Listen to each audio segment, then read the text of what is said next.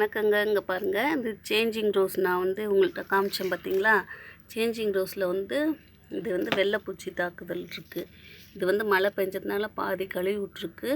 இது வந்துச்சுன்னா நம்ம என்ன செய்யணும்னா, ஸ்டார்டிங்கில் இது மாதிரி பேப்பர் வச்சோ நம்ம அதை இப்படி எடுத்து விட்டுட்டோம்னாக்கோ அந்த தாக்குதல் அடுத்த செடிக்கு போகாமல் இருக்கும். இப்படியே விட்டுட்டோம்னா எல்லா செடியிலையும் பரவிடும் வெள்ளைப்பூச்சி. இல்லைன்னா தண்ணி வச்சு கழுவிடணும், ஸ்ப்ரே பண்ணுற மாதிரி பண்ணலாம்.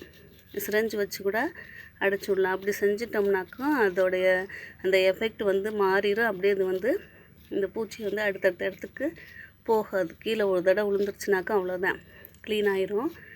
இது மாதிரி தான் நம்ம செய்யணும். இல்லாட்டி அந்த கிளைகளை நம்ம கட் பண்ணிடணும். அப்போ தான் இதை முற்றிலும் அகற்ற முடியும். இல்லாட்டி எல்லா செடிக்கும் பரவிடும். பாருங்கள், மல்லிகைப்பூ செடியில் பாருங்கள், சின்ன செடியில் எவ்வளோ அரும்பு வந்திருக்குன்னு சொல்லிட்டு இதெல்லாம் பாதிக்கும்.